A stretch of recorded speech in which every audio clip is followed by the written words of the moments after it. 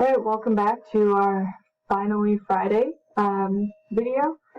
Yesterday we talked about variables, so we're going to go over some of the answers. If they're wrong in your packet that you did yesterday, that's okay. Go back and change the answers and get the right ones so you have something to reference. All right, so we already talked yesterday about number one, and that is that the independent variable is water. That's what we're changing, and what we're measuring is the height. And then number two, if you give chocolate to your teachers, that might increase or decrease the homework that we decide to give, because we might feel better eating that chocolate. Number three, if trees have leaves, then birds' nests will increase. So independent is the number of leaves on a tree, and then the dependent is the number of bird nests. So we might see less leaves would be less bird nests. Number four, if acid rain is in water, then fish population will increase. We'd be looking at acid rain and measuring the pH of that water, and then measuring the outcome of the fish population. So that would take place over a day, but probably a couple. Number five, our independent variable would be foods with calcium eaten in it, and then our measurement would be the bone strength. All right. One other practice you guys had yesterday was a scenario of a lab setup. So biology lab group compared the effect of different aged grass compost on bean plants. Because decomposition is necessary for the release of nutrients, the group hypothesized that older grass compost would produce taller bean plants. All right, that should be your hint right there, that there's a hypothesis.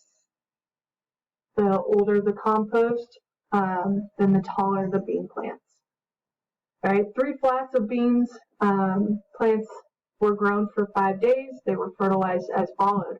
Both flats A and B got 450 grams of compost, but one of them was 3 months old, the other one was 6 months old. Flat C got 0. All right.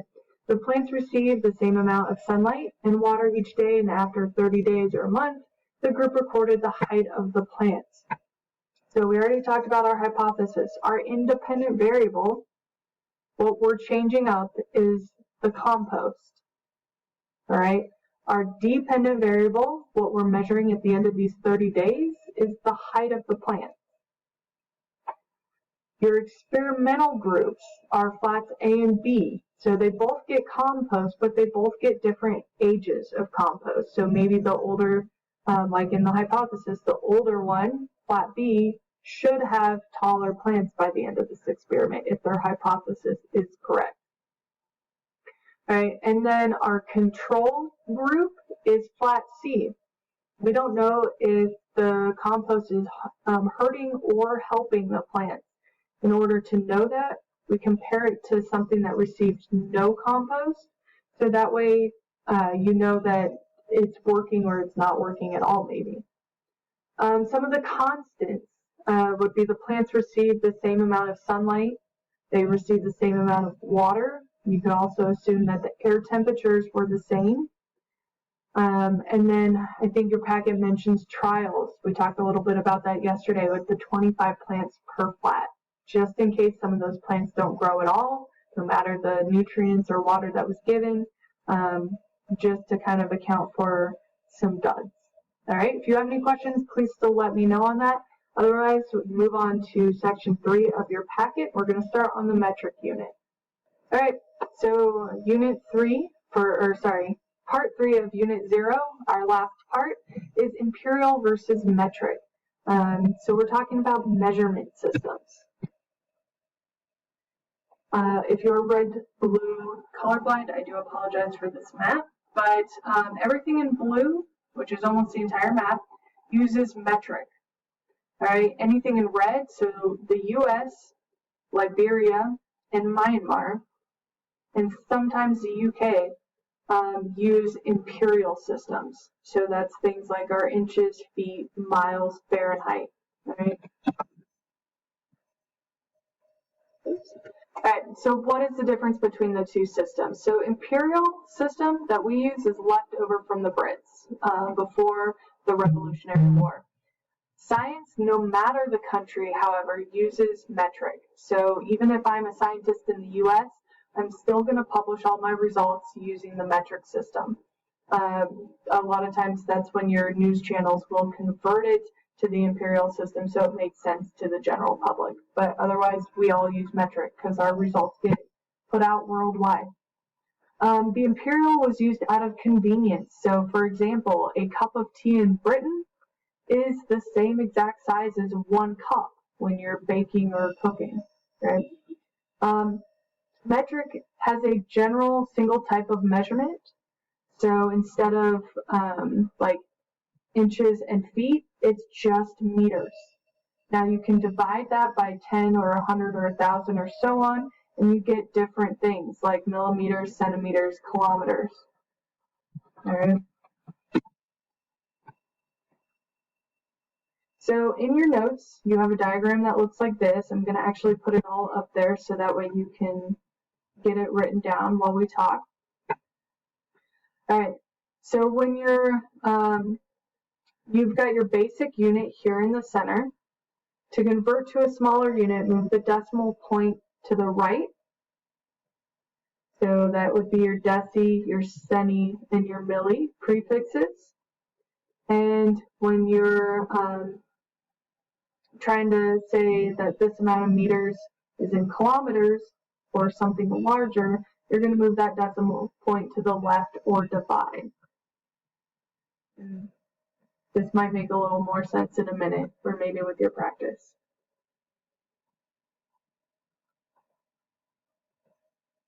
All right, so some common metric prefixes. So here would be our single unit. This would be like this would be like 1 meter, all right? Then we start multiplying. It's all in powers of 10. So I hope you guys are comfortable with this. I'm sure you've seen it in your math classes before. 10 to the second power just means 100. 10 to the third power means 1,000. So that power number is how many zeros are out there. 10 to the 6th, so 1 million has 6 zeros, and so on. It works that way with the decimal point too. So 10 to the negative 2, you move that decimal to the left 2 places, and then you work your way. So the different prefixes, moving up from here, goes hecto, kilo, mega, giga. And then moving down and moving small would be centi, milli, micro, and nano. So this is often used actually quite a lot in biology. All right, common metric units of measure. Mass, we usually talk about pounds or things like that. They have grams, so they typically use kilograms in that symbol, kg. Length, instead of inches, feet, miles, they just use meters. You can make that millimeters, centimeters, whatever you need. Temperature, you're going to hear both Kelvin and Celsius, and they're both generally used in metric. Kelvin is pretty specific to anything science or physics related. Time, seconds. Pure substance amounts, so you might have heard this if you've done a little bit of chemistry, is a mole. Electric currents and brightness or wavelengths. You'll get to these ones more in chemistry and physics. We might come across them once in a while, especially talking about the universe, but not so much in this course. All right, you're going to have a visual scale, a video to watch, and you have to make some notes in your note packet. So go ahead and pause, open up this PowerPoint if you haven't already, and watch this video. I do believe it's about 6 minutes long. A little bit of practice. So just some practice moving things around. When we want to convert 1 meter to 1 decimeter, look back at your chart. 1 meter is equal to 10 decimeters.